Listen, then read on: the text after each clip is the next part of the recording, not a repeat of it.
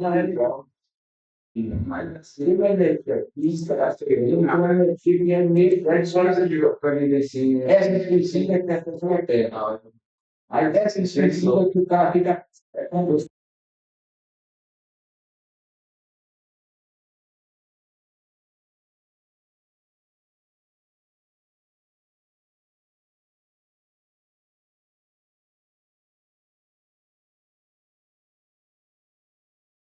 Então, gente, vamos iniciar. Vamos iniciar então o nosso encontro.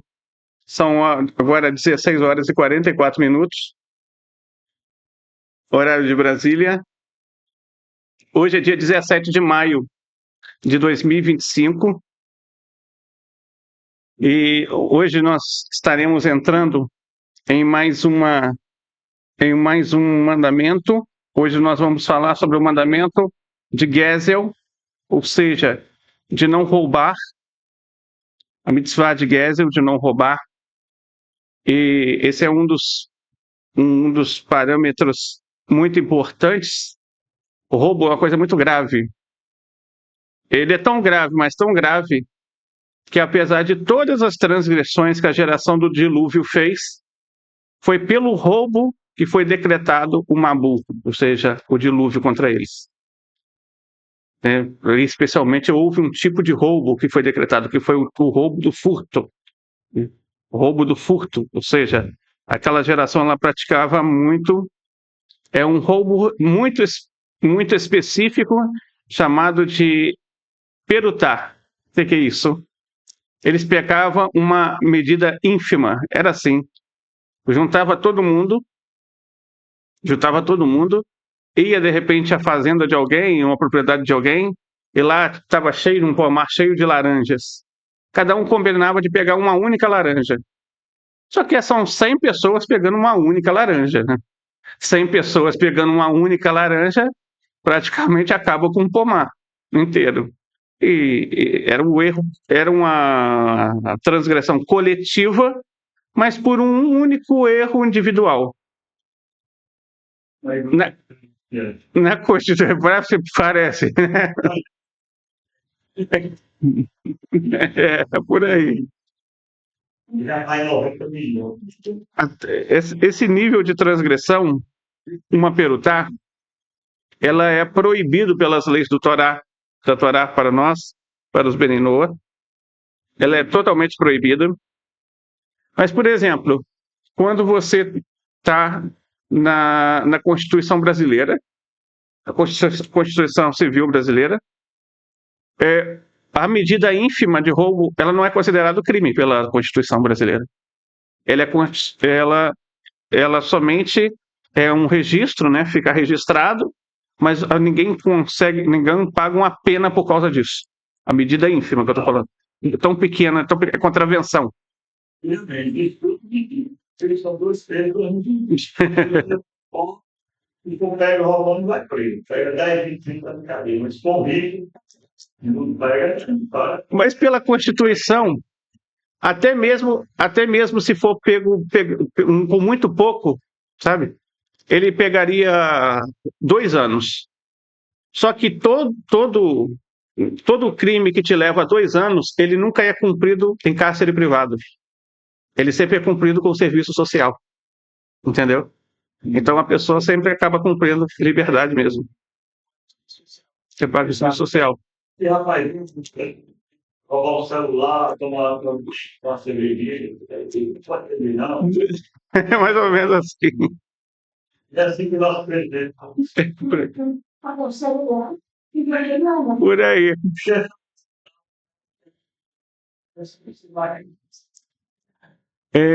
Mas para a gente ver, muitas vezes isso vai ocorrer. Muitas vezes os mandamentos, as ramificações, eles não vai estar de consonância com a lei civil do país. Nem sempre aquilo que é lei civil significa que é moral. Às vezes a lei pode ser legal, mas não é moral. Às vezes a lei ela em si ainda mais a gente vive em constituições que são feitas por votação, ou seja, acordos democráticos, né? Muita discussão, aprovação.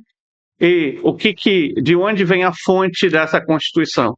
Ela vem daquilo que o ser humano pensa.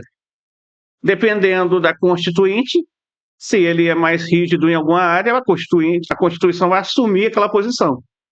Dependendo se ela for muito flexível, a Constituição vai assumir aquela posição. Então, aquilo que está no coração do ser humano acaba entrando na Constituição. A verdade é essa. Existe uma ideia sobre isso, né? Que praticamente o ser humano ele cultua aquilo que é o alvo do poder dele, a Constituição. Eu não estou falando nada assim, eu sou contra a democracia, nada disso. Mas a democracia em si é o que? O poder do povo. O poder do povo. Então, muitas vezes, ela não vai repercutir aquilo que a lei da Torá ela vai dizer. A lei das 7 leis ela vai dizer. Obviamente que aquilo que está de acordo com as 7 leis universais e também consta na Constituição, nós seguimos nesse quesito. Aquilo que não está muito de acordo, nós não temos por que seguir, mesmo que esteja na Constituição. Então a gente vai ver algo sobre isso na aula de hoje. Qual é a referência, a fonte mesmo da lei de não roubar? A lei de não roubar, a referência está lá em Bereshit capítulo 2, versículo 17. Quem achar pode ler. O Ronald pode ler para a gente, Ronald?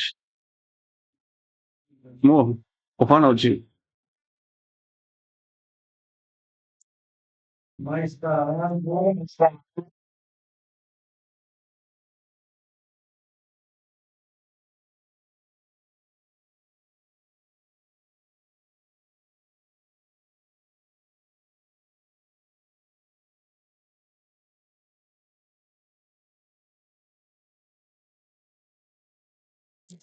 Então, mais da árvore do conhecimento, né? De toda a árvore do jardim, comerás.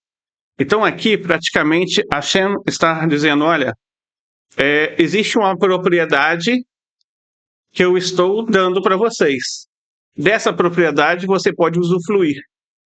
Ao mesmo tempo, existe uma propriedade que essa propriedade é minha. Eu não estou cedendo para vocês nesse momento não. Mas essa propriedade é minha. É a árvore do conhecimento do bem e do mal. Dela vocês não vão comer. Mas o restante vocês podem comer. Então a Hashem aqui ele trouxe desde o início da criação o que é a ideia da propriedade, a propriedade privada, né? Que é o primeiro tipo de propriedade, já pronto dentro da Torá. Então daqui nós temos, o Urashi ele interpreta assim, dessa seguinte forma, que uma vez que Hashem ele limitou uma propriedade e proibiu outra, Hashem está dizendo que é proibido praticar qualquer roubo de propriedade, ou seja, qualquer apropriação da propriedade sem uma liberação, sem o dono falar, olha, você pode, isso pode aquilo. Isso é específico ao roubo. Isso praticamente é o roubo. Vamos lá. Aí, o Maimônides, ele vai lá no Ilhot Melahim explicar esse mandamento. Ele vai explicar o que nós aprendemos, afinal de contas, nesse mandamento. E ele vai dizer o seguinte, está lá em Ilhot Melahim, capítulo 9, só um momento, está lá no capítulo 9, Alahá número 9. Ele diz assim, olha só, ele diz, um Benoa é responsável por violar a proibição contra roubo, independentemente de ter roubado de outro gentil ou de um judeu. Isso se aplica a quem rouba alguém à força ou rouba dinheiro, a um sequestrador, a um empregador que retém o salário do seu empregado e afins, até mesmo a um trabalhador que come da produção de seu empregador, quando não está trabalhando. Em todos esses casos, ele é responsável e considerado um ladrão. Com relação, da mesma forma, um Benoa é responsável por roubar um objeto de valor inferior a uma perutá. Assim, se um Benoa roubou um objeto de valor inferior a um perutá e outro Benoa roubou dele, ambos seriam sentenciados à pena capital por isso. Então, daqui o Maimônides ele vai explicar a proibição de roubo. Ele vai deixar bem claro aqui. Primeiro critério é que roubo é roubo de qualquer pessoa. Seja ele roubo do judeu, seja ele roubo do não judeu. É proibido roubar de todo e qualquer ser humano. E depois ele vai começar a traçar aqui as proibições. Ele vai dizer a aplicação. Isso se aplica a quem rouba à força. Isso é o assalto, é o roubo à força. Ou seja, o que é assalto? Geralmente, popularmente, nós chamamos assalto só a mão armada com arma de fogo, algo assim, né? Mas a ideia de assalto não é essa. A ideia de assalto é todo roubo que você força alguém a te dar aquilo. Isso pode ser pela arma, mas pode ser também por uma faca, pode ser um porrete, pode ser com a força na mão mesmo. Então, toda força contra o próximo para obter aquilo contra a vontade dele, não deseja dar aquilo para ninguém. No entanto, a pessoa arranca aquilo dele, é considerado um assalto. Essa é a primeira proibição que a gente vai ver aqui. Aí depois a gente vai ver alguém que rouba dinheiro, ou seja, roubar dinheiro aqui é na ideia de você furtar, é a ideia do furto, que é o roubo sem o outro saber que você está roubando. É aquilo que você vai e surrupia do outro, escondido. De repente a pessoa trabalha numa empresa e naquela empresa tem lá as canetas, né? Que é da empresa, não é dele, é da empresa. Aí a pessoa pega as canetas, coloca no bolso e vai embora com ela. Isso é um furto. Às vezes a pessoa está em algum ambiente, aí de repente ela passa naquele ambiente, ela vê uma carteira ali, dando sopa ali, pega a carteira, coloca no bolso e vai embora. É considerado também uma transgressão. Aqui, sobre o furto também ele proíbe a corrupção.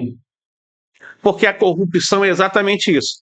A corrupção é você pegar o dinheiro que não é para o seu fim privado e fazer o que o bem entender ou quiser com aquele dinheiro, desviando ele. Isso é furtar o dinheiro. Também é considerado uma proibição. Então, qualquer forma de corrupção também é proibido. Aí continua, né? Ele vai dizer, a um sequestrador, ou seja, qualquer forma de sequestro é proibido também para os Berinô. E, é claro, aí, independente da forma de sequestro, o sequestro muitas vezes ele é utilizado de várias formas. Tem aquele que sequestra e obriga o outro a fazer trabalho escravo, né? Tem aquele que sequestra e vende a pessoa de repente, para uma outra pessoa. Tem aquele que sequestra em si, mantém cárcere privado contra a vontade dele. Isso também, manter qualquer pessoa em cárcere privado é uma proibição. Né? Então, existem várias modalidades. Há um empregador que retém o salário do seu empregado. É a outra ramificação que nós vemos aqui. Um empregador que retém o salário do seu empregado. Ou seja, a ideia aqui desse texto, na verdade, é até mesmo atrasar o salário. Pagar atrasado. De repente tem um contrato. E o contrato é receber no dia tal. Aí, de repente, você vai lá, não fala por quê, não dá nenhuma satisfação e resolve não pagar o fulano naquele dia, mas pagar só no dia tal. Por si só, já houve uma apropriação do valor financeiro do empregado. Mas por que houve? Por quê? Porque todo vínculo empregatício, ele é o quê? Um intercâmbio. O trabalhador, ele vende a mão de obra dele. Em contraponto, tem que haver a aquisição dessa mão de obra através do valor monetário. Se houve a venda da mão de obra, mas não houve aquisição do poder monetário, o que houve ali? Um roubo. adquirir uma coisa sem pagar por aquilo. Então é considerado também um roubo. Aí ele diz ainda, seu empregado e afins. O que é afins? Afins aqui é qualquer não pagamento de qualquer pessoa que se deva alguma coisa, entendeu? De repente a pessoa, por exemplo, sonega imposto, ou então deve o supermercado, ou então a farmácia, e não paga. Isso, não paga. Ele não paga. Então, entraria também nessa questão aqui. Até mesmo um trabalhador que come da produção de seu empregador quando não se está trabalhando. Aqui o Rambam está falando uma coisa, a ideia é a seguinte, existia na época do Rambam, a sociedade era uma sociedade muito agrícola, né? A nossa sociedade hoje é menos agrícola, é mais industrializada, mas na época dele é muito agrícola. Naquela época, as cidades, elas tinham muros, a cidade era murada, não era igual nós temos hoje. Você vai lá para Aracaju, bem-vindo a Aracaju. Né? Ou então, você vem para cá, bem-vindo a Barra dos Coqueiros. Não é assim. Hoje, essa recepção quando alguém vai em algum lugar. Você chegava na cidade murada. É uma cidade murada. Tinha os portões da cidade. E para entrar naquela cidade, você tinha que se apresentar, porque quer entrar, fazer parte. E muitas vezes a pessoa trabalhava numa lavoura. Entendeu? Tinha muita lavoura. Existia uma categoria de empregado chamado, naquela época, a Torá, ela vai ser, dependendo do tradutor, elas vão traduzir como diarista ou jornaleiro. O que é jornaleiro? Não é porque ele vendia jornal. Na verdade, jornaleiro porque ele fazia uma jornada de trabalho. Ele ganhava por uma jornada de trabalho. É o diarista. Esse diarista, ele entrava ao nascer do sol e ele saía à tardezinha, ao pôr do sol ali. E no fim do trabalho dele, ele recebia o quê? O salário dele. Ele recebia o ganho dele. No momento que aquele diarista ele está trabalhando na lavoura, entendeu? Ele poderia usufruir daquilo que ele produz, entendeu? Determinada quantia, não era muito, mas era um acerto entre as duas partes que ele poderia, já que ele está produzindo, ele poderia então usufruir. Mas ele não poderia pegar dessa produção e levar para casa, entendeu? Ele não poderia fazer isso. Então, é essa proibição, a pessoa tomar aquilo, né, sem o consentimento do dono da lavoura e levar para casa. A ideia, então, seria o seguinte, qualquer ideia de você levar algum produto da produção sem o consentimento do gerente, do encarregado, ou então do patrão, né, em si, é considerado um roubo. E todos esses casos, ele é responsável e considerado como um ladrão. Em todos esses casos, então, ele é responsável e considerado como ladrão. E aí continua, e vai falar que ele também é responsável se ele roubar o valor ínfimo, ou seja, uma perutá, um valor ínfimo pequeno que seja. Então, daqui o Rambam vai classificando as proibições de roubo. Agora, vamos ver um pouquinho sobre isso nas referências. Tá. A primeira dela que nós vimos, o Rambam diz aqui que isso se aplica a quem rouba alguém à força. Ou seja, como falamos, o assalto. Olha lá em Levítico capítulo 19, versículo 13.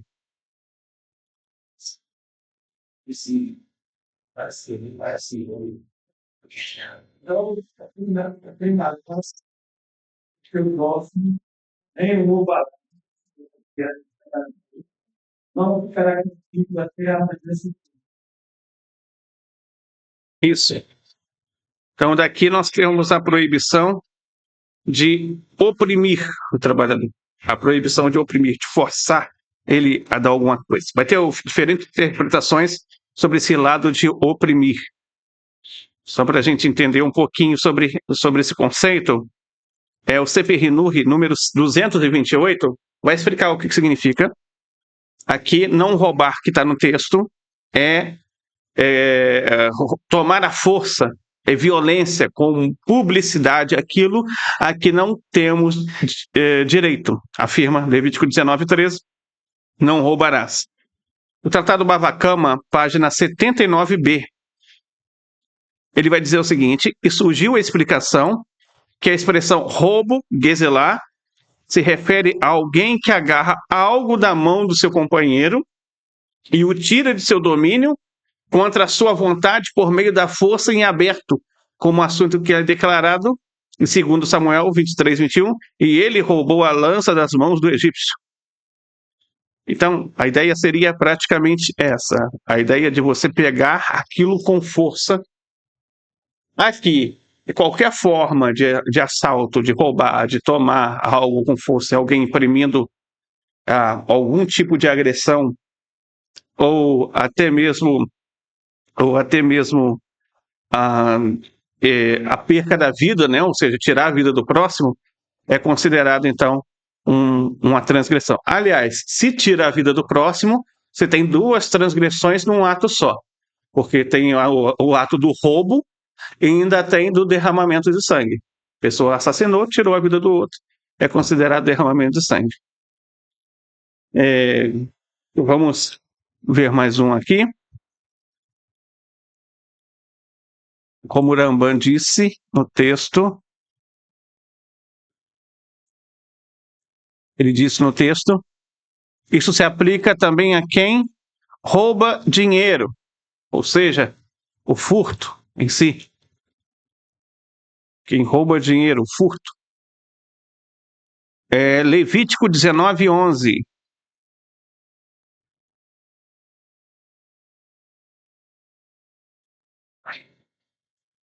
Ninguém literal, nem bom.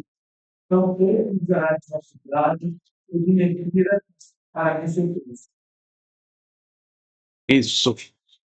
Essa proibição, então, ela cobre o quê? Todos os roubos furtivos, furto, trapaça, fraude financeira, crime de corrupção, tudo isso é proibido por esse ato aqui. Pegar escondido um objeto, a pessoa vai lá e pega escondido aquele objeto, coloca no bolso, é um furto, uma transgressão. Mas a pessoa também que desvia dinheiro público é o quê? Um roubo, um furto, é grave também. A pessoa muitas vezes que dá golpe, né? Liga lá, você recebe uma ligação, estou aqui com seu filho, olha ele gritando, aí chora lá, chora na ligação com o sujeito, e aí tá, isso. Aí a pessoa vai lá e deposita o valor para ele, né? Ou então a pessoa que liga para você, você foi contemplado na promoção da TIM, ganhou um carro novo, zero, só que você, para receber esse carro zero, você tem que depositar R$ 200. Entendeu? Aí isso é considerado que golpe, é também considerado furto. Qualquer tipo de fraude financeira, fraude no INSS, a gente está vendo aí, é uma transgressão capital. É uma transgressão capital, realmente, e principalmente roubando de quem lutou a vida inteira, quem suou a vida inteira, quem pagou caro. Mas é uma quantia muito pequena por pessoa, não importa. Como nós vimos, a medida ínfima, por menor que seja, roubo é roubo, é proibido. Totalmente proibido, independente da quantidade. O Sefer Hinur número 337 vai dizer o seguinte, que essa proibição, que não furtarás, indica furto de dinheiro em si, ou seja, valor monetário, tá? Não somente dinheiro, roubar o dinheiro, mas roubar tudo que tem valor monetário. E mais, o Tratado Sanedrim, página 86a, os sábios, eles disseram que este é o aviso sobre roubar dinheiro também. O Rambam, em outro tratado, lá em Maharot Asurot 13:28, ele vai dizer que não é só furtar o dinheiro ou furtar um objeto com valor monetário, mas ele vai falar também que é danificar a propriedade de outra pessoa, entendeu? Todo tipo de danos a outra, qualquer propriedade que seja, é proibido. Qualquer tipo de danos. A Torá, por exemplo, lá na Parashá Mishpatim, ela vai legislar sobre o julgamento de vários tipos de danos, né? Ela vai falar lá, por exemplo, a pessoa que coloca fogo que o fogo se espalha na plantação do outro, do animal que come da plantação do outro, né? Então, ou seja, nós devemos ser responsáveis também pelos nossos animais, né? Da pessoa, por exemplo, que tinha um animal, tinha um boi, e o boi era acostumado a chifrar. A pessoa sabia disso. Ela não tomou cuidado com o boi chifrou alguém, então é considerado um dano também. A pessoa abre a vala, né? Abre a vala, cai alguém dentro da vala, ocasionou um dano, também seria proibido. Essa ideia, ela principalmente ela vai vir por uma interpretação do Narmânides. Narmânides, sobre um comentário que ele faz, de Bereshit 34:13, você vê que aquele sequestro da Diná, que o Shechem vai lá, pega a Diná, sequestra, leva ela para casa, e depois ele vai e viola ela, né? Ele viola ela, e depois disso você vê que aí tem aquela trama toda, e o Levi, Reuven, né? Eles entram lá na cidade e passa todo mundo a fio de espada. Então o Rambam, ele vai interpretar aquilo como se aquilo fosse uma pena capital, né, sendo sancionada pelos dois, uma pena capital sendo sancionada pelos dois, e por conta de o Shechem ter sequestrado, porque o Shechem também era não judeu, ele tinha que cumprir as 7 leis universais, e a cidade acoitou o erro dele, não julgaram ele. Assim está lá em Lihot Melahim 9:14. Só que o Narmânides, ele vai falar o seguinte, ele vai falar que não concorda muito com a opinião do Rambanes. O Narmânides vai falar, eu até acho que o Rambam falou tá certo mesmo, mas eu não concordo porque tem mais coisa aí. A lei de Dinim não é só a proibição da pessoa, aliás, não é só a ordem de instituir tribunais. A lei de Dinim é também de julgar todos os casos entre o ser humano e seu próximo. Entre o ser humano e seu próximo. E daí, desse conceito, nasce o conceito de que todas as leis entre o ser humano e seu próximo, incluindo os danos, também se aplicam aos Benenô. Toda forma de danos também se aplica ao Benenô. Ou seja, nós somos proibidos de ocasionar danos ao nosso próximo. Os danos entram onde? Dentro dessa ramificação aqui de furto. Qualquer tipo de dano. Então, daqui é uma ideia interessante. Por quê? Vou dar um exemplo para vocês. De repente, tem uma manifestação. A pessoa está lá no meio daquela manifestação, toda acalorada e tal, e depreda patrimônio privado, quebra banco, quebra tudo. É considerado o quê? É considerado uma transgressão. Porque a ideia é que ele destruiu o objeto financeiro. Destruiu o valor financeiro de alguma coisa. Quebrou aquilo. Então, seria algo proibido também. Então, todo ataque a patrimônio público ou ataque a privado que danifica também é considerado uma proibição. Vamos lá. Tem mais uma aqui. Nós vamos ver agora. É a proibição isso se aplica também a um sequestrador. Um sequestrador. Um sequestrador, Êxodo capítulo 20. Êxodo capítulo 20, versículo 14. 14 não, peraí. Êxodo capítulo 20, versículo 13. Não começarás a casa de teu próximo. Esse é o 15, né? Esse é o 16. 13. Não, 13. 13. 23. Não começarás a casa de Ué. Esse a gente também vai entrar lá. Mas seria o não roubarás. É que aqui na minha tradução está um pouco diferente mesmo. Aqui está na 12. É no 12. Isso. Então, essa proibição aqui, né, é a proibição de sequestro, de acordo com o Sefer Hinuri, é a proibição de sequestrar uma pessoa, vender aquela pessoa, a pessoa sequestrar seres humanos. Era algo muito comum nos tempos em que a Torá foi dada. Acontecia demais isso.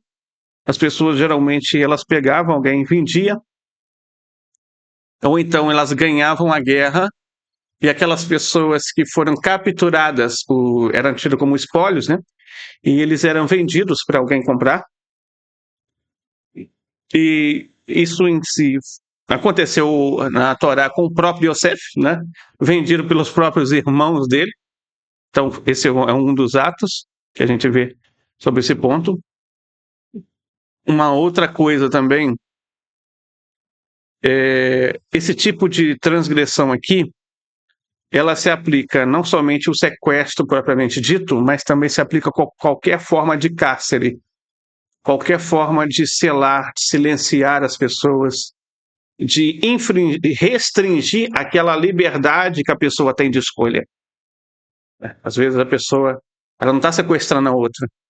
Às vezes a pessoa, por exemplo, ela está pressionando o outro sem dar uma certa liberdade para ele. A pessoa se sente sufocada.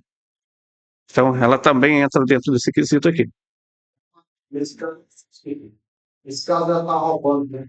Está roubando a liberdade. A liberdade da pessoa. É. Ameaça. A ameaça entra também.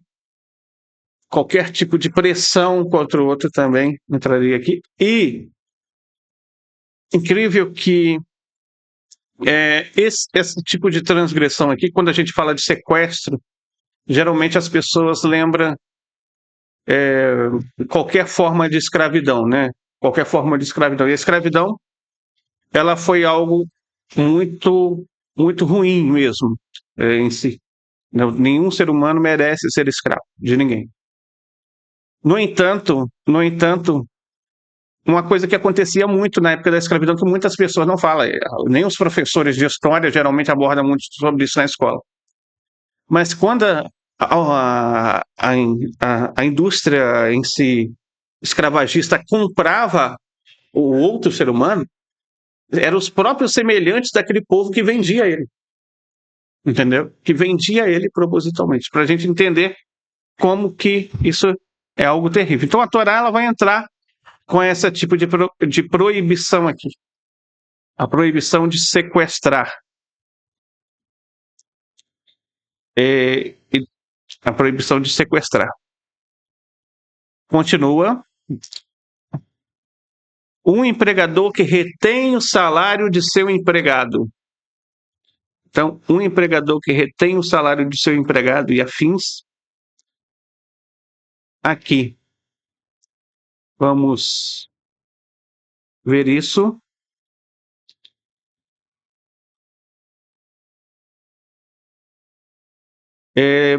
Levítico 19:13. Quem achar pode ler.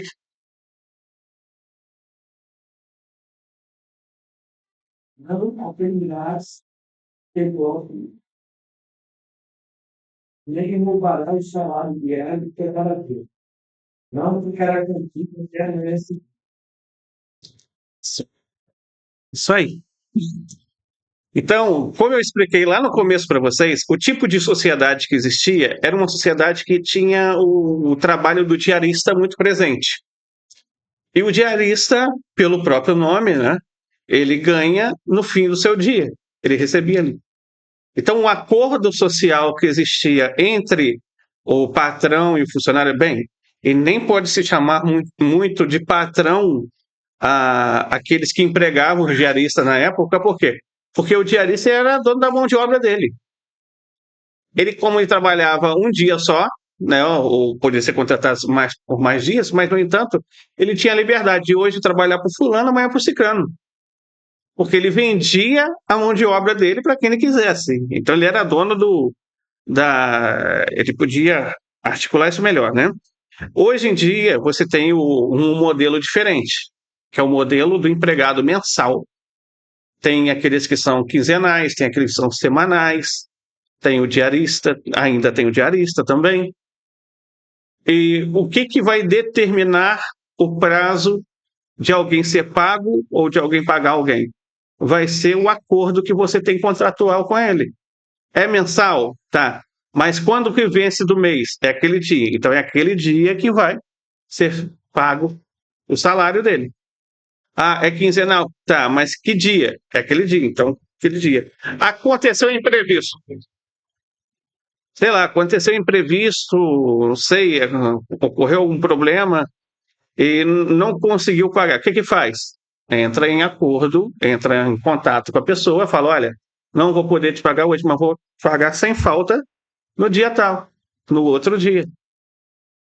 E aí resolveria o problema, né? Acabaria resolvendo o problema. O que não pode é sonegar o pagamento do próximo. Ou seja, continuar a pessoa, de repente, a não pagar o fulano. E aí a pessoa trabalhou. O trabalho, ele envolve outras coisas. Por exemplo, no trabalho você utiliza o quê? A energia vital, a energia da alma. A gente acorda todos os dias, acordamos, vamos lá, fazemos um Modéani. Agradeço a ti, Rei vivo existente, pela alma que me deste grande de mim, grande dentro de mim, grande é a tua confiabilidade. Nós agradecemos a Deus. A nossa alma, ela é revitalizada por dia. Quando você trabalha para uma pessoa, você emprega no trabalho, né, o quê? Essa energia da alma ali. Então, a pessoa que se aproveita da inocência do outro e não paga o salário do outro, ele está fazendo o quê? Está roubando também essa energia vital do outro. Está sugando isso. Por isso é importante esse ponto aí. Vamos ver como que as fontes interpretam isso da seguinte forma. Olha só. Não defraudarás o teu próximo, e como explicou também a sonegar salário.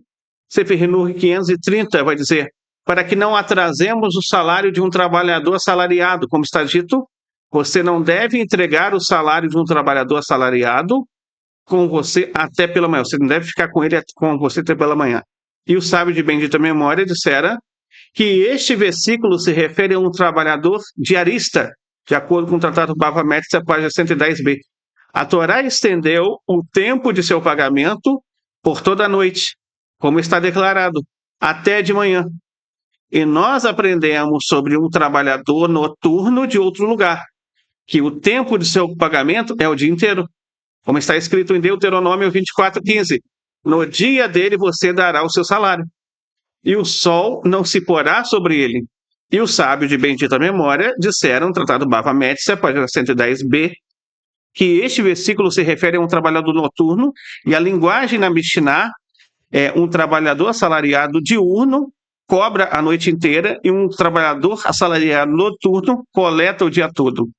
E embora os dois versículos surgissem sobre isso, eles são apenas uma só ordem, e afirma-se que um só está completo com o outro. Então, daqui o Sefer Hinur diz que nós não devemos atrasar o pagamento do salário de um trabalhador. Então, essa proibição do Tratado Sanhedrin, página 57a, diz que a proibição de roubo de Noahide inclui a recusa de pagar salários e coisas semelhantes. Foi daqui que o Rambam, inclusive, extraiu para fazer essa lahá lá no Mishneh Torah, no Tratado Sanhedrin, página 57a. Só que essa proibição, ela também vai envolver afins. Ou seja, o que é afins? Ela vai envolver também a proibição de você sonegar não somente o trabalhador, mas qualquer outra compra que você faça. Às vezes a pessoa vai lá, compra no supermercado, está devendo, não paga, insiste em não pagar, não vai lá, não faz um acordo. Ah, a pessoa não pode pagar. Tá, se ela não pode pagar, ela vai lá, fala com o proprietário do supermercado, fala, olha, eu não posso estar pagando hoje, mas vou poder pagar no dia tal. Às vezes a pessoa não pode pagar o valor integral, mas ela pode dar tanto. Posso dar tanto? Né? O importante é tentar chegar num acordo e resolver isso.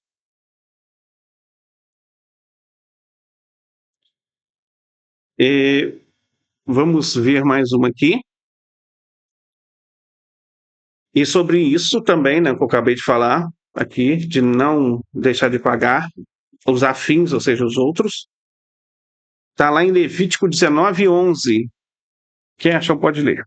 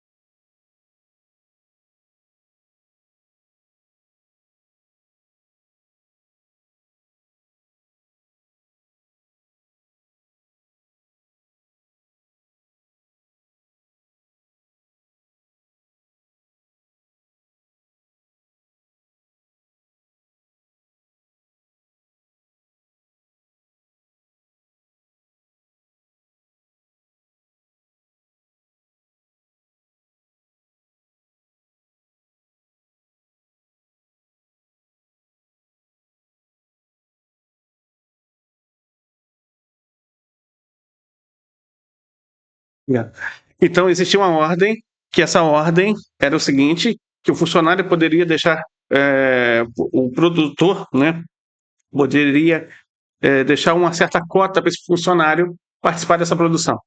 De repente, digamos, com uma vinha, a vinha a pessoa colhia tantos quilos de uva. Desse tantos quilos, ele poderia usufruir de tanto daquela medida ali. Entendeu? Então, ele poderia fazer isso. Imagine hoje, às vezes a pessoa trabalha numa empresa que faz impressões de papel, faz xerox, uma gráfica, né? Nessa gráfica, digamos que o dono do estabelecimento, ele fala, olha, o empregado, ele pode xerocar tantos.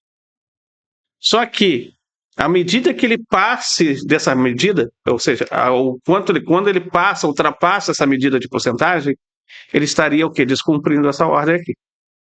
Ele estaria usufruindo sem necessariamente estar trabalhando ali. Ou seja, estar participando ali. Então, essa é a proibição aqui. Vamos ver como que ela é explicado.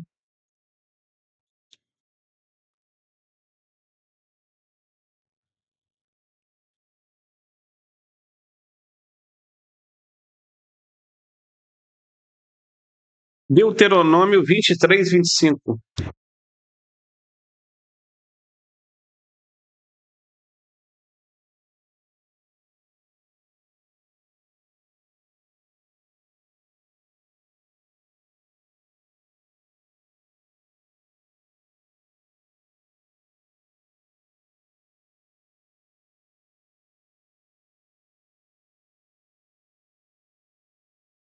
Então, a ideia que o texto vai dar é a seguinte, lá no CVRNU 577, que o trabalhador assalariado seja impedido de tomar mais do que o que come, daquilo que está trabalhando, daquilo que ele está trabalhando, e sobre isso é afirmado, você pode comer quantas uvas quiser, até que você esteja cheio, mas você não pode colocar nenhuma no seu vaso. Toda essa questão dessa proibição também é elucidada nesta ordem, no CPRNU 576. Então a ideia seria exatamente isso. O Tratado Sanedrim, página 57A, ele vai trazer a proibição de roubo de um benoa, inclui usufruir além daquilo que foi autorizado. Então, qualquer medida que ultrapasse aquele que foi acordado entre as partes, entre aquilo que ele pode usufruir, entraria dentro dessa parte. Imagina uma pessoa, e essa pessoa talvez ela trabalhe num hospital, né? Aí ela trabalha lá no hospital, ele é um enfermeiro, e dentro do hospital ele pode usufruir, de repente, um café da manhã, isso, aquilo outro, mas ele pega uma certa quantidade e leva para casa, entendeu? Ele sai com aquilo, leva aquilo para casa. Então ele estaria infringindo essa proibição aqui. Ele estaria infringindo essa proibição. De repente a pessoa trabalha, como eu disse, numa gráfica. Você pode imprimir 100 folhas por dia. Aí você vai lá e imprime 101. Estou falando para seu uso próprio. Você rompeu aquela medida contratual. Então alterou a proibição aqui também. Foi além daquilo que realmente estava combinado. Então isso entraria também dessa mesma forma.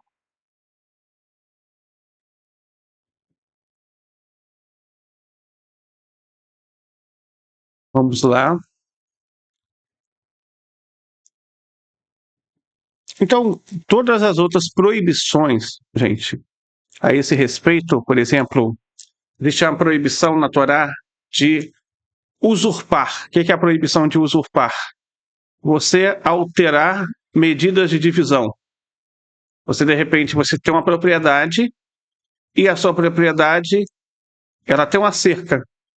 Aí você está vendo a propriedade do seu vizinho, você está vendo que o seu vizinho não vai na terra lá mesmo, parece que não está ligando, você pega a sua cerca e coloca 1 metro para dentro da cerca do seu vizinho. Então, seria usurpar, seria uma proibição. Também entraria na questão aqui. Vai falar, Jorge. Isso aí é do agora, do movimento do CDF, que agora beleza e tal. É uma proibição. É rendido, a relação é documentada, mas ainda é errado. Se houve uma transferência, essa transferência ela se dá por alguns fatores. Primeiro, compra e venda. Segundo, doação. Terceiro, empréstimo por aluguel ou arrendamento. Entendeu? Quarto, por herança. Se a transferência se dá por esses 4 meios, realmente é lícito. Agora, se a transferência se dá por outra medida que não entra nesses 4 meios, não é tão lícito assim. O terreno do Estado o Estado pagou. Se houve uma compra, sim. Agora, quem ocupa, está lá ocupado, sem permissão, é roubo. Está roubando. Está roubando. Isso. Não é uma política agora. Esse problema. Então, aí está traduzindo a língua eterna. Tá. Eles tomaram, eles avançaram sobre um espaço de divisa. Não é deles. Não é deles. Qualquer ocupação, seja ela pública ou seja ela privada, sem a autorização do proprietário, é considerado uma transgressão. Entendeu? Diz que a Torá é o livro da lei.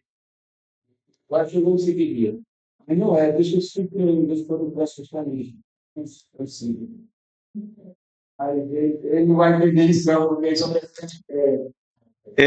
Então, o Ben Yosef está perguntando aqui: toda a legislação ocidental tem bases no Código de Hammurabi e leis dos hebreus. A lei dos judeus foi dada por Deus no Sinai. Não tem influência do Código de Hammurabi? Não, muito pelo contrário. O Código de Hammurabi que tem influência das 7 leis universais. Porque o Código de Hammurabi ele é posterior às 7 leis universais. Ele é após o dilúvio. O Código de Hammurabi ele é de origem mesopotâmica, que veio após o dilúvio.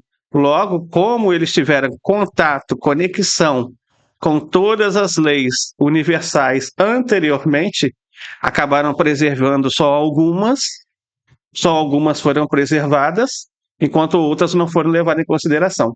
Por isso que a gente vê coisas bastante idênticas entre as 7 leis né, entre as leis da Torá e entre o Código de Hammurabi.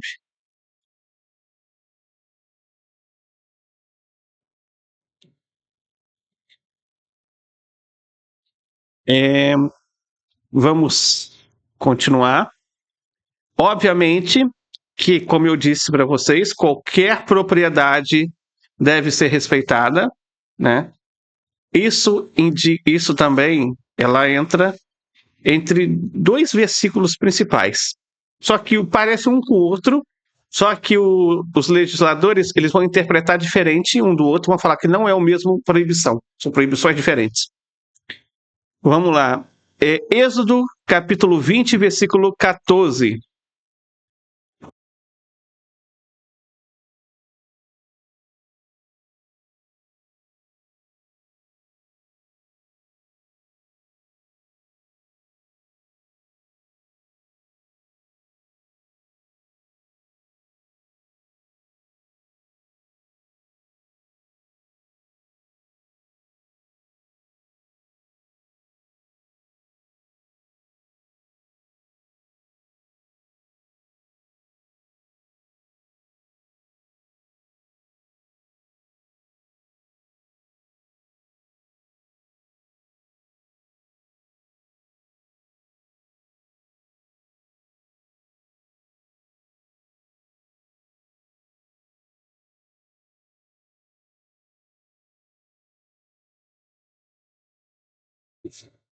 Agora é Deuteronômio 5,18. Perdão. Está fechado o microfone.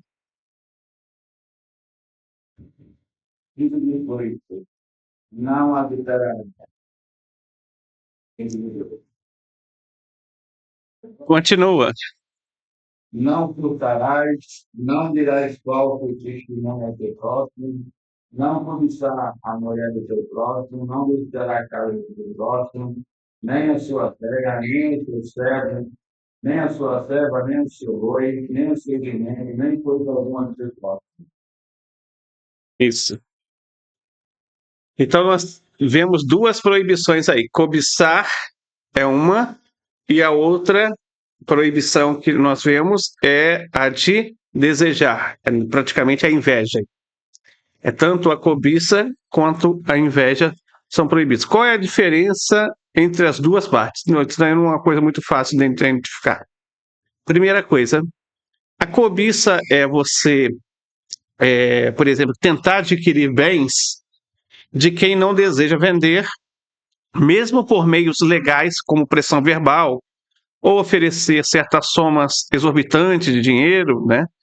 O ato de comprar uma propriedade por meio da cobiça, ela envolve a pressão sobre aquilo, você querer adquirir aquilo de qualquer forma. Você traça planos, sabe? Você estrutura os seus planos para poder adquirir. A ideia principal é que o roubo ele não começa pronto. A pessoa, por exemplo, antes dela roubar alguma coisa, ela faz o quê? Ela maquina aquilo. Ela vai maquinar aquilo na cabeça, ela vai traçar uma estratégia, mesmo que seja algo rápido, mas ela faz isso. Então, a ideia se desenvolve e vira o quê? Um roubo. Então, aí entra também a inveja, né? O que é a inveja? A inveja é você desejar a propriedade de quem não deseja vender, mas mesmo sem realmente adquiri-lo, e o processo de alimentar esse desejo. Às vezes a pessoa sabe que o outro não vai vender, o outro não vai vender, mas ele continua desejando, desejando, desejando aquilo. Uma hora ele vai tentar tomar aquilo com as próprias forças do outro. Então, começa a inveja, essa inveja ela vira cobiça, essa cobiça traz um planejamento que consuma através do ato roubado. E aqui, e essa proibição aqui, ela vai levar em consideração algumas questões. Pode falar, Jorge. Maldita, Jezabel, Jezabel. eu, o irmão, e desejou ele dar mal. Nossa, irmãozinho, tão bonzinho, trabalhando, né? Uhum. Desejou, ela foi lá uma terra saindo do céu. Mas por causa disso, morreu os filhos dele, todo mundo ficou Deus vivo, morreram todos os filhos de Acabe. Foi, foi esse ato aí. O Cliacar, ele vai interpretar isso aqui da seguinte forma, e é por isso que nós colocamos dentro das ramificações da lei de Gesel, por causa do Cliacar. O Cliacar, ele interpreta o seguinte, ele traz um comentário sobre Shemot 20, versículo 14, e ele vai dizer que esta ordem também foi dirigida às nações, e eles são obrigados a cumpri-la. Então, por causa desse comentário do Cliacar, nós entendemos que cobiçar e invejar também é uma proibição, não somente para os judeus, também para os não-judeus.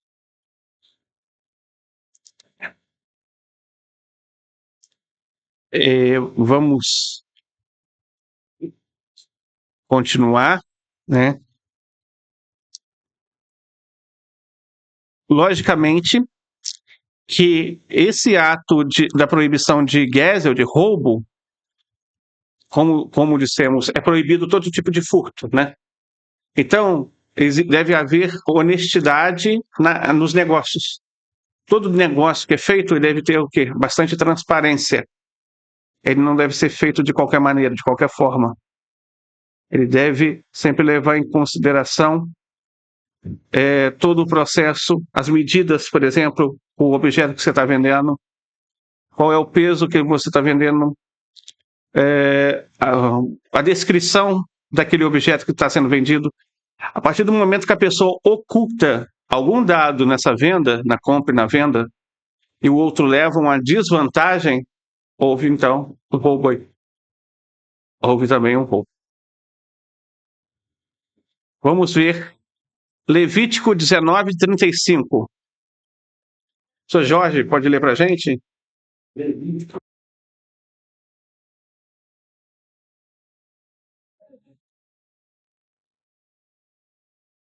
Sim.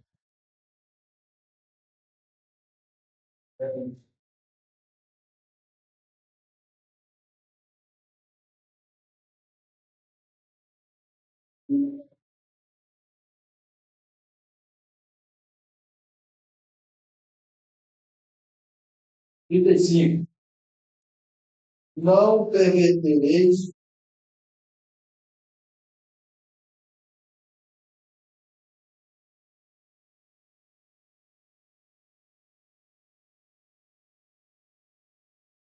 Isso.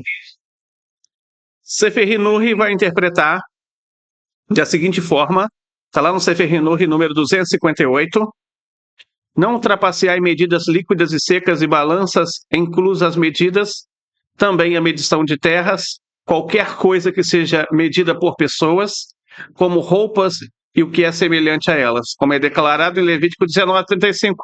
Você não deve perverter a justiça com medida de comprimento, peso, capacidade, mensurar em hebraico. E o sábio de bendita memória explicara, no Tratado Bava Metzia, página 61b, que mensurar é uma medida líquida e seca, e a menor medida, pois é 1/30 de um log. E aprendemos com isso que a Torá se preocupa com a menor quantidade de medidas, significando dizer que, embora a Torá se preocupasse apenas com o valor de uma pequena moeda, com outros roubos, em relação às medidas, ela se preocupa com a menor quantidade de medida. Então, aqui a gente aprende que a honestidade ela é imprescindível em qualquer forma de transição, né? Esses objetos de medida, ele vai ter um certo aprofundamento ainda. A pessoa, por exemplo, ela deve zelar pelos equipamentos que ela tem de medida. Às vezes a pessoa tem uma balança. E aí você vai lá pesar alguma coisa, essa balança, ela está dando um desajuste de, sei lá, 0,2 gramas, 0,4 gramas, 0,10 gramas. Ou seja, tem uma desvantagem aí. Alguém vai receber algum dano em relação à propriedade. Alguém vai ser lesado. Se vai ocasionar alguma lesão, e a pessoa não cuida dos equipamentos, não averigua aquele equipamento, não procura consertar o problema, e ele está sabendo disso, ele está levando em consideração, está dando prejuízo sobre alguém. Então, seria também um tipo de furto aqui.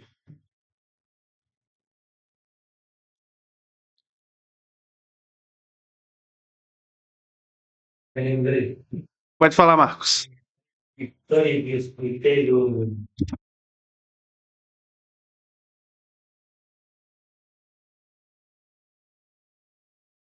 né? Tem muitos livros aí que na venda de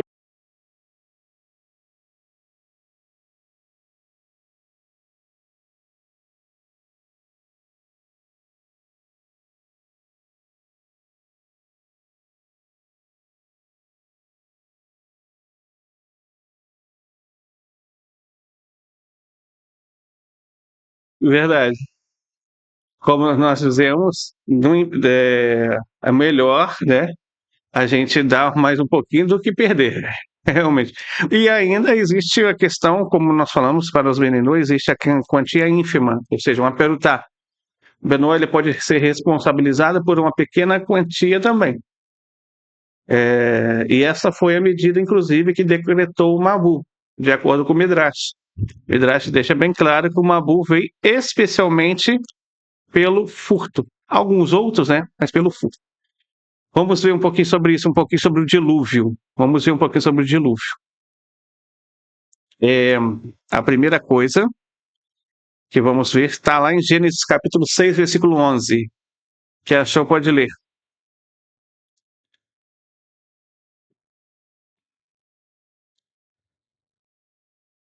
Mataram grande cruz e não de e a terra se encheu de rei. E a terra financeira se ergue de Deus, e a terra se encheu de rei. Sim. Então aí a palavra usada em hebraico é Hamas. É a palavra que indica um roubo cheio de violência mesmo.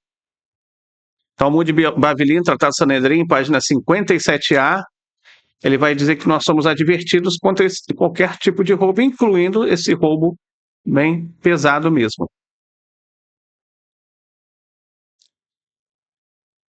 Então, daqui, só nós aprendemos que nós somos proibidos de qualquer forma de roubo, qualquer forma de desvantagem, né? Levar vantagem sobre algo. E isso inclui várias áreas da vida, várias áreas da vida. Por exemplo, uma área da vida geralmente que as pessoas têm muita dificuldade é trânsito, né? É trânsito. No trânsito, geralmente tem algumas pessoas que não esperam o sinal abrir, vai lá e passa com o sinal fechado. E isso pode trazer o quê? Pode trazer consequência. Existem exceções? Existem. Existem exceções. Não vou falar que não existe. As exceções são quando a vida está em jogo. De repente, você sabe, eu não sei aqui, mas eu vim do Rio de Janeiro, né? Lá no estado do Rio de Janeiro, você parar num sinal vermelho à meia-noite e pouco, quando não tem trânsito nenhum, é você pedir para ser morto, entendeu? É você pedir para ser morto. Então, se chega alguém, vai lá e te assalta, né? Te mata. E também, você tem que passar o sinal, é, seguinte, é que 5 horas, 4 horas, 4 horas, comigo, está esperando, eu tenho que voltar esse horário. Sim. Porque é risco. É isso. Isso. Então, quando a vida está em jogo, né? Quando a vida está em jogo, a vida está acima da mitzvah, né? A vida está acima da mitzvah. Então, isso entra, a preservação da vida, ela entraria nesse quesito aí. Então, até aqui nós aprendemos que nem corrupção, nem qualquer tipo de dolo, prejuízo ao próximo, ou qualquer tipo de apropriação indevida, ou furto ou roubo declarado, que é um assalto, ou sequestro, ou qualquer outra forma, qualquer outro dano ao próximo, todo e qualquer dano ao próximo é proibido pela lei de Geisel. Vamos agora abrir, né, para quem quiser falar um pouquinho Quem quiser comentar o que você achou, o que você aprendeu, pode estar falando, Sr. Jorge.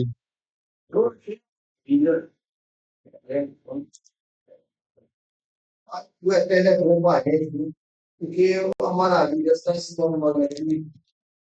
E o Eterno é boa, perfeita. Então, roubado pode vir um alfinete. E desviar e esse negócio todo, a gente tem que pagar nossos cartões de crédito também, que ele é vendo, né?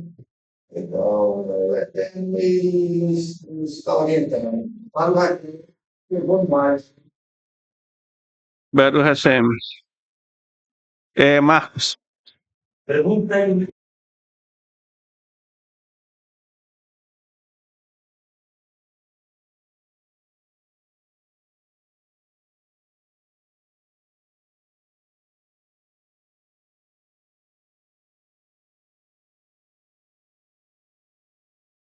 O Benoa pode devolver. Ele pode restituir. Pode restituir. Agora, um comentário que eu fiz para você. Ele ficou.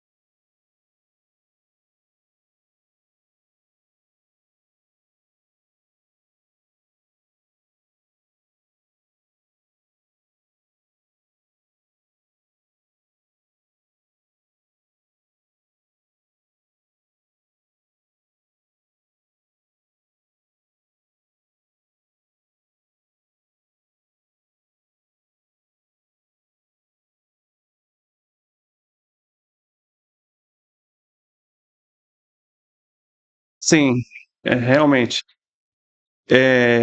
Isso passa pelo critério de votar corretamente, né? A gente só consegue mudar o povo. A gente está dentro de um processo democrático, escolhendo melhor os nossos representantes. E nós também fazemos. E nós fazemos a nossa parte. Fazemos a nossa... Pode.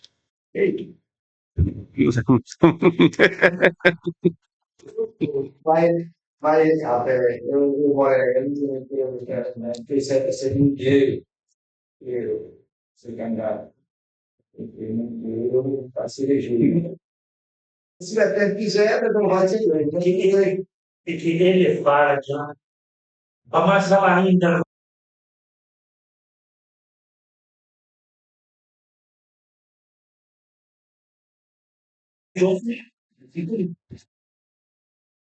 Na verdade, é o seguinte: a ideia do movimento Beninoa mundialmente, né? Ele não é uma religião, primeira coisa. O movimento Beninoa não é uma religião. Na verdade, a ideia mais aceita por todos os rabinos que lidam com o Beninoa é a ideia de o Beninoa ser ativista, entendeu? São ativistas das 7 leis universais. Eles propõem essa transformação, essa influência na sociedade, essa influência pelos mecanismos que tem, procurando realmente uma organização, uma ordem, ou seja, consertar a sociedade do jeito que ela está hoje. Essa é a principal ideia que se encontra de vários tipos de rabinos. O que é a ideia? As leis, 7 leis, e mais da Torá influenciar a sociedade. Ou seja, a comunidade pública. Rapaz, é bom, né? Por exemplo, fala bastante sobre isso o Rabino Urishert, o Rabino David Shalem, por exemplo, ele toca muito nesse ponto, David Shalem. O Rabino também, o Ariel Grossman, que também toca bastante nesse ponto também, dessa forma mais ativista mesmo, né? É um movimento, não é uma religião. A religião, ela emprega o quê? Ter rito próprio. O movimento Beninoa não tem ritos próprios. A gente aprende com os judeus os ritos, né? Alguns a gente pode participar, naturalmente, mas a ideia principal é o quê? Viver aquele estilo de vida das 7 leis universais e, obviamente, cumprir sobre o quesito de estabelecer tribunais de justiça. Hoje não pode se julgar pelos tribunais de justiça, mas hoje a pessoa pode admoestar. Admoestar significa o quê? Imprimir e influenciar a sociedade a ter uma transformação através das 7 leis universais. Então, essa é a ideia principal. Isso por quê? Porque, como a gente sabe, os judeus em si, eles não podem ativamente, né, não porque existe uma alahá específica disso, não é isso, mas eles não fazem isso ativamente de tentar mudar uma sociedade ou tentar divulgar a fé judaica assim de maneira muito aberta. Então, o mecanismo que se existe para fazer isso é o quê? É o movimento noético. Bom, essa ideia é a minha. Apesar de a pessoa ter esse meio bola maravilhoso, menor ali, mas aí tem que fazer a condição da parte correta. Então, por enquanto, é de lua. Sim, e você pode repetir para mim que eu estava aqui sem o som. Só um momento, deixa eu ativar aqui primeiro o som aqui. Pode falar. Sim, sim.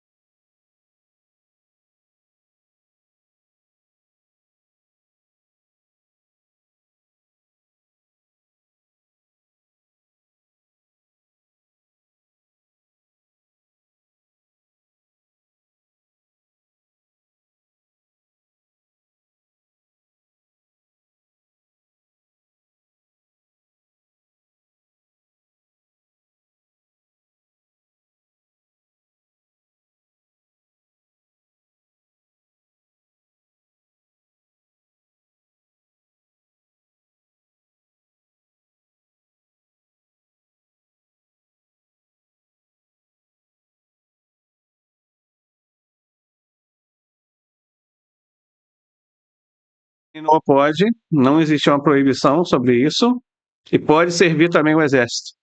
Porque a ideia de servir o exército é a ideia principal do patriotismo mesmo, entendeu? Então ele pode estar se envolvido diretamente com o exército do país dele. Então ele pode fazer o serviço militar, entendeu? Eu já vi algumas discussões rabínicas sobre o ponto de fazer o juramento à bandeira, entendeu? Mas a ideia principal que os rabinos têm hoje é que o juramento à bandeira não é bem em si um juramento, é mais uma ideia de promessa, de voto, então não configuraria um juramento.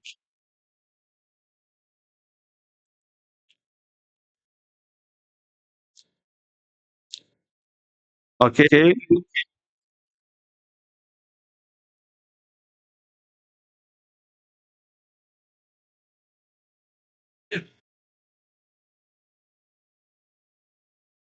Fabiane, quer falar?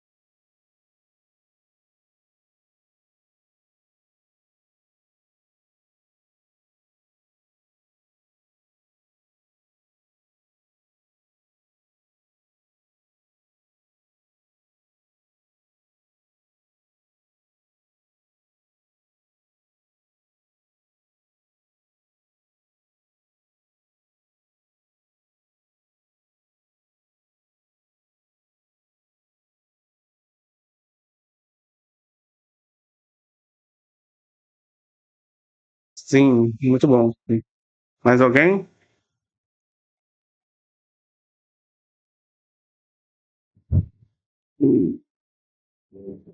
Mais alguém quer falar? Ronald?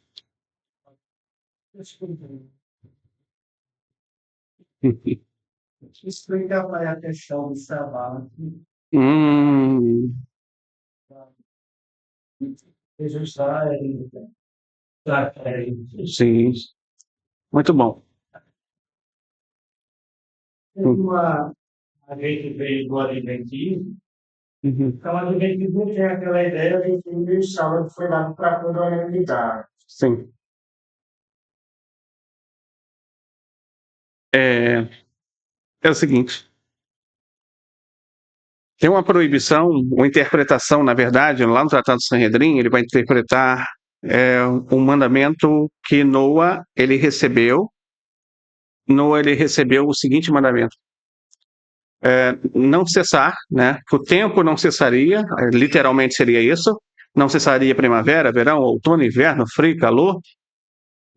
E os sábios, então eles interpretam a palavra que vai aparecer lá, que vai ser Lo Shabbat, né? Ele vai interpretar fazendo uma certa alteraçãozinha, que vai ser Lo Shabbat.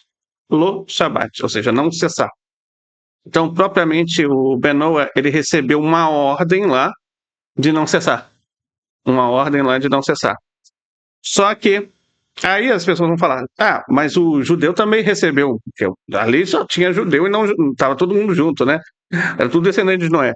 Sim, só que o judeu, depois disso, ele recebeu uma ordem expressa de cessar, enquanto as nações não receberam. E, mas como que a gente vê isso? Vamos lá. Existe uma diferença, diz o Cliacá, entre Êxodo capítulo 20, versículo 6, e entre Devarim, capítulo 5. Existe uma diferença. A diferença nas primeiras tábuas vai ser: lembrarás do dia de Shabat para o santificar. E qual que é a razão anexa para lembrar do dia de Shabat para o santificar? Porque em 6 dias Hashem fez os céus, a terra e tudo que nele está. Só que esse mandamento não é de guardar, é de lembrar. Então, aí não implica o cessar dos 39 trabalhos proibitivos. Enquanto lá em Deuteronômio, na repetição está: guardarás o dia do Shabat para o santificar. Qual é a razão anexa? Porque foste escravos na terra do Egito. Já que foram escravos na terra do Egito, o povo de Israel, eles deveriam cessar. Então eles receberam a razão para cessar, diferente dos não-judeus que não receberam essa razão. E os não-judeus já tinham recebido lá atrás, os judeus também, mas os judeus foram depois receberam um outro mandamento, eles haviam recebido Lo e Shabbat, não cessar. O que implica cessar? O que implica cessar? Cessar implica a pessoa se abster dos 39 trabalhos proibitivos por razão de fé. Por razão de fé. Ou seja, por um princípio religioso. É assim, a pessoa pensar: eu fui obrigado a guardar. Deus mandou eu guardar. E eu vou cessar dos 39. A pessoa vai lá e cessa dos 39. Ela está fazendo isso daí, guardando. Agora, se ela, por exemplo, descansa em si, no sábado, né? Descansa somente do trabalho físico. Mas ela não faz isso por motivo de fé. Não porque ela recebeu mandamentos, mas porque ela está cansada mesmo. E faz isso no sábado. Então, isso implicaria uma transgressão de Lo e Shabbat? Não implicaria. Tá, mas por que os sábios vão dizer que um Benoa que guarda o Shabat, então, ele tem a pena de morte? Por quê? Porque todas as 7 leis, a consequência da transgressão de todas elas é qual? A pena de morte. Porque o versículo-chave para as 7 leis é onde? Bereshit, capítulo 2, versículo 16, que está, na verdade, codificado, e os sábios vão lá e codificam e falam que nesse versículo tem as leis ali. E qual que é a premissa depois? A premissa vai dizer o seguinte, que aquele que comer da árvore, o que vai acontecer? Morre. a pena de morte. Então, daí o sábio conclui que todas as 7 leis têm pena de morte. Ela tem pena de morte a transgressão de todas as elas. Então, o Shabat, a Torá vai dizer que o Shabat é um pacto entre mim e vós, ou seja, entre Hashem e o povo de Israel. Se é um pacto entre Hashem e o povo de Israel, e se o Shabat é considerado a esposa do povo judeu, quando Hashem criou cada coisa com seu par, né? Mas o Shabat, ele não tem um par. Quem é o par do Shabat? É o povo de Israel. Então, a pessoa pegar o Shabat para si, usurpar, isso é usurpação, entraria na usurpação. Usurpar o Shabat para si é roubo.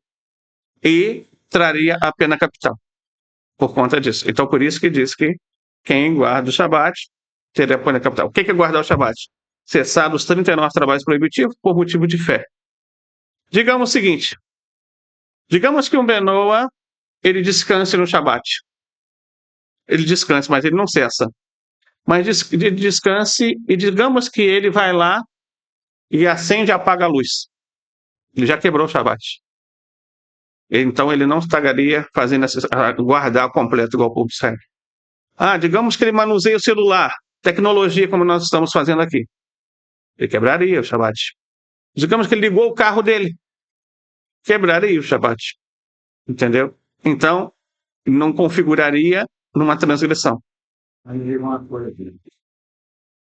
Como eu vi, não, sou da igreja, Uhum. certo? Aí a gente sempre teve essa questão de guardar o salto. Hoje eu sou.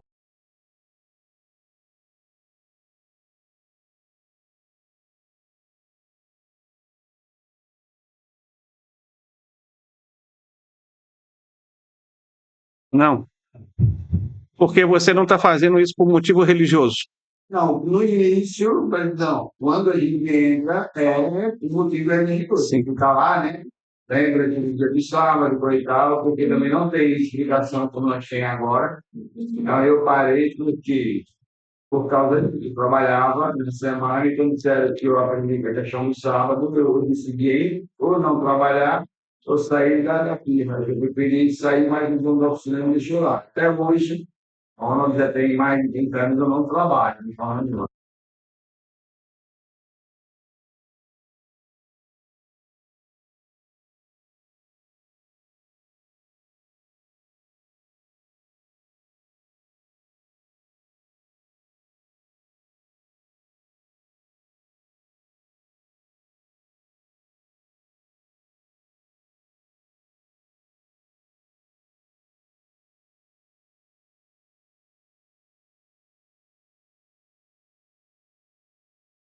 Pena de morte.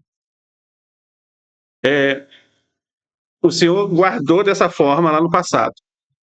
Só que o Senhor viu que estava errado e mudou a direção. Agora, por exemplo, eu perguntei, é obrigado, agora eu não, cara. Não é, Agora você pensa de outra forma. penso de uma forma que não é obrigado, mas eu disse Então, o Senhor fez techuvá, entendeu? Essa techuvá que o Senhor fez, ela cancela essa transgressão passada. porque eu não trabalho até hoje, né? Não, mas o Senhor sabe que não descansa por motivo religioso, Sei entendeu? que Deus vai. Isso. Não traz problema para o Senhor hoje, porque o Senhor conseguiu retificar isso, entendeu? E a maioria do povo que hoje ainda pensa nisso, que não conhece esse lado venenoso, né, que Deus deixou. Então, esse pessoal que hoje é pena de morte, mesmo sem saber esse conhecimento. O Maimônides vai dizer o seguinte, lá em Lihot Melahim, capítulo 10, Alahá de número 1, que a pessoa ela precisa estar ciente daquele erro, entendeu? Ele tem que ter ciência. Então, como eles não têm, As pessoas não têm ciência disso. Não têm ciência disso. Seu Jorge, pode falar. então,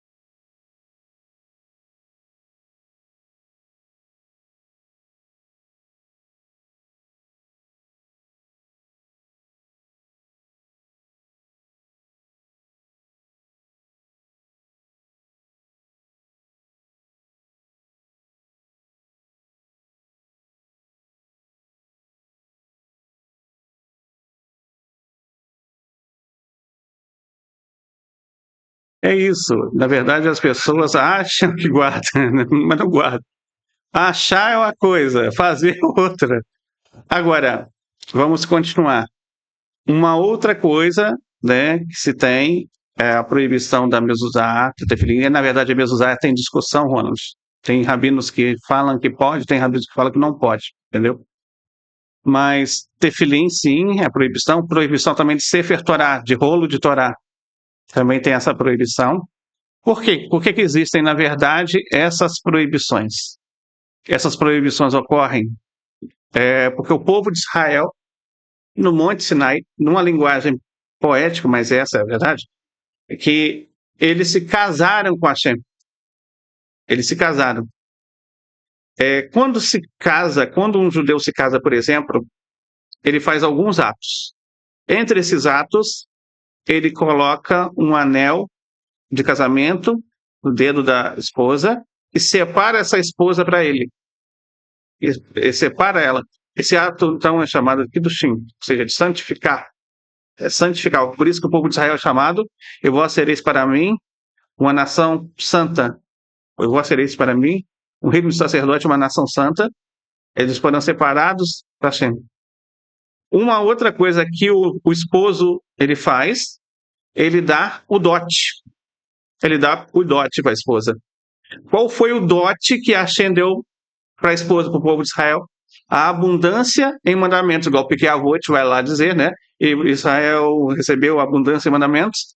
Então, essa abundância em mandamentos inclui ali os estatutos, e entre esses estatutos tem aqueles que são mais íntimos, que são os testemunhos, ou Edot, né? Esses estatutos mais íntimos, eles são um pacto entre o povo de Israel e Hashem. Logo, um Benoa, por exemplo, pegar isso para ele é mais ou menos como ele tentasse seduzir o cônjuge do outro. E é proibido pelas leis dos Beninoa de Gilui Arayot, de não praticar imoralidade, ele não pode tomar a esposa do outro. E tampouco roubar o dote da esposa do outro. Né? Isso seria um grave erro por conta disso, que são proibidos. No caso da mezuzá, né? A mezuzá serve ao Tefilim também. Tefilim, mezuzá, Sefer Torá, rolo de Torá. Rolo caché, realmente, escrito por é, um chofer. Aí seria proibido também. Agora tem alguns midrashim que falam de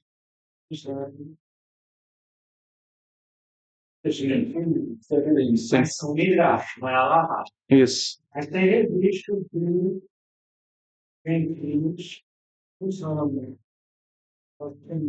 São vistos através do comportamento. Teve um rapaz que foi acometido de uma bruxaria, uma doença que se espalhou pelo corpo dele, ele procurou.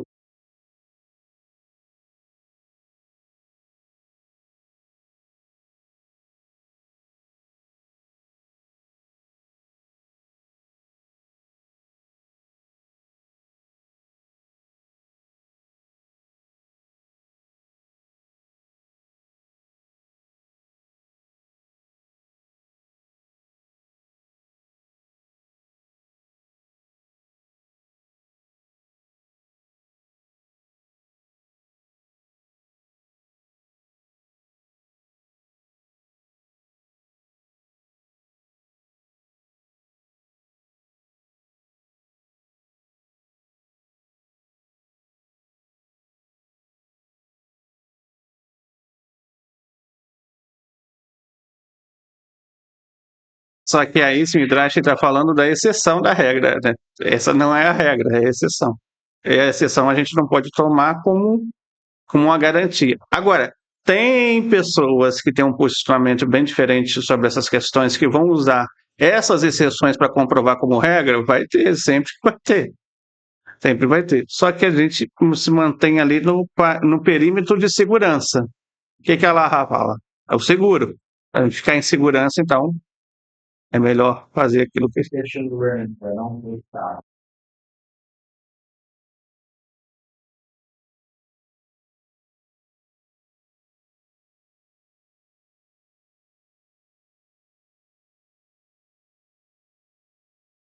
uma só, dois. Então, para um vendedor, é muito difícil ver esse mundo que ainda tem um mau hábito, então ele tem um mau hábito.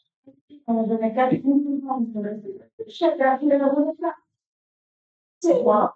estava deixando uma pilha, não você pegar. Sim. Todo ato de desfrutar de alguma coisa tem que vir por uma aquisição. Tem que haver aquisição. No final, você disse.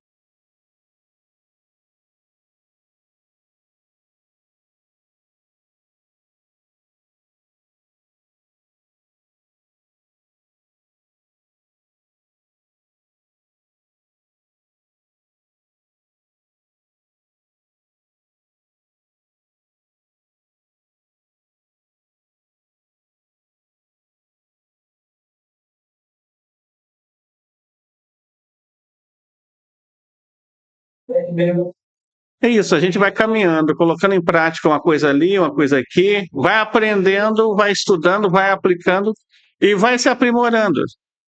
Necessidade, que a gente vai transformando. Nossa, se rarar, aquilo que é bom de trabalho, né? Se rarar, aí não vai transformando a gente em santidade. Isso vai ser santo igual.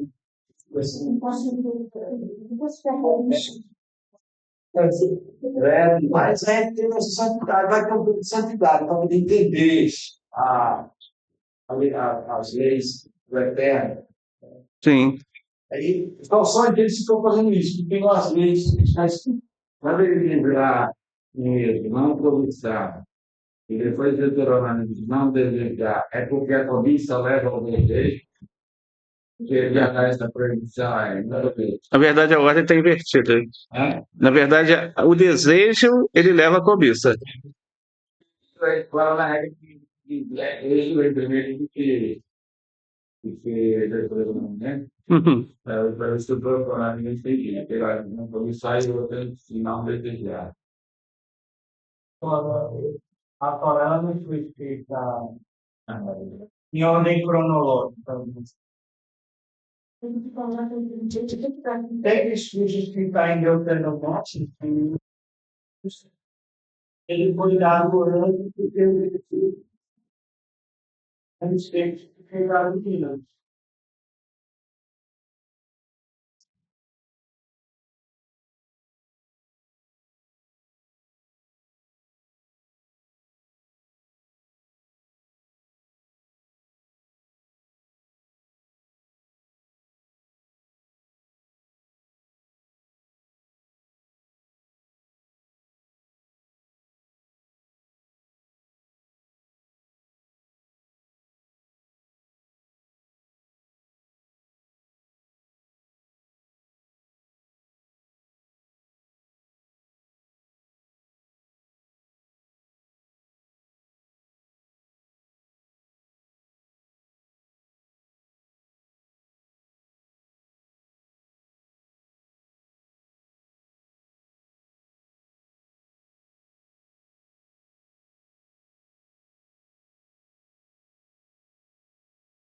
Tem ambos essas posições. Tem entre eles aqueles que vão dizer que foi dito realmente simultaneamente, entendeu? Tem aqueles que vão dizer que foi dito antes. A ideia é o seguinte, que quando deu o maná, ali já foi dada a guarda, e depois foi dada a lembrança, mas somente como mitzvah mesmo, registrada, foi dada depois em Devarim, ou guardar, né? Então, gente, essa foi então nossa lição de hoje. Próxima semana a gente vai estar falando sobre Gilui Arayot, ou seja, sobre não praticar imoralidade. Nossa próxima aula, próximo sábado. 5 minutinhos para tomarmos uma água e daqui a pouco estamos de volta com o serviço da leitura da Parashá.